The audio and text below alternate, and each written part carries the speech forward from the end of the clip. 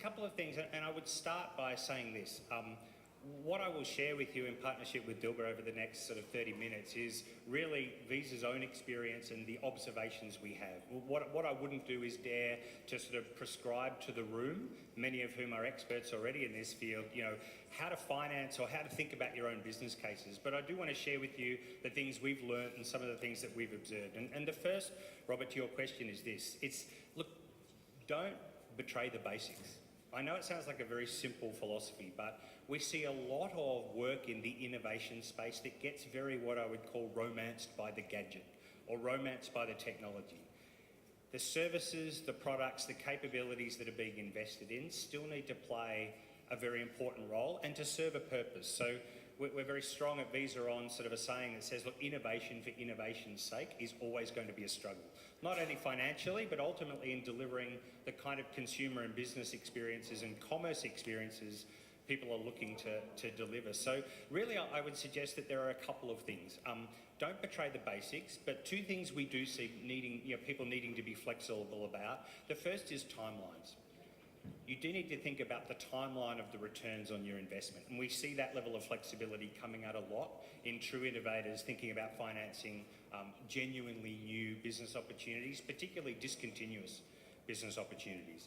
And I guess in that context, the other thing is really interim measures to give yourselves a milestone as to see whether or not you're on track. So this is a classic lead indicator versus lag indicator. So by the time you've pitched a return on investment in a profit and loss terms or in a balance sheet term, the investment has to have almost run its course, right?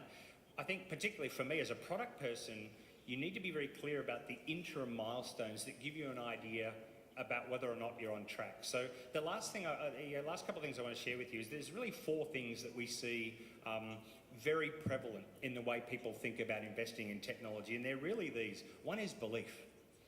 What do you have to believe to be true or believe to have to happen in order for this investment and this project to be successful? That's the first. The second is specifics. It's got to play a role. It's got to either be solving a problem or massively enhancing value through availing of a new opportunity. That's the second. The third really is context, and we see this a lot. It does, particularly for those of you running existing businesses, it needs to have context within the business. And so in that respect, we see not only people looking at new revenue streams, but more importantly, is the business case going to ultimately be based on you not being able to afford not to participate? So we see that sort of thing coming into people's thinking. So as I said, the last really then is execution. So execution excellence to deliver awesome consumer experience is everything. So when you're thinking about the fullness of a business case, the fullness of an investment, often what we see gets mixed is the actual go-to-market investment. The marketing you need, the channel and distribution you need, the partnerships you need, the training and activation you need throughout your channel network.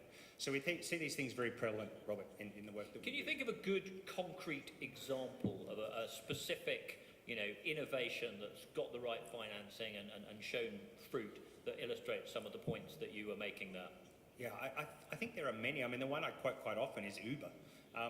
Uber's a great one because it actually solved a lot of problems we didn't realise existed, and that's kind of one of those quintessential technology attributes, right? But when you think about it, not only from a consumer experience point of view, and it does a lot of things for a consumer, most importantly, it reduces or virtually eliminates transaction friction when you are sourcing and riding and ultimately alighting from a taxi or from a car.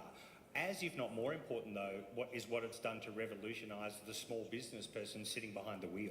So all of a sudden that person is their own business. It's introduced a new economy. It's introduced a new role that person's playing, and frankly just completely obliterated the barriers to entry that were very significant in industries such as taxi. So I always think Uber's a good one.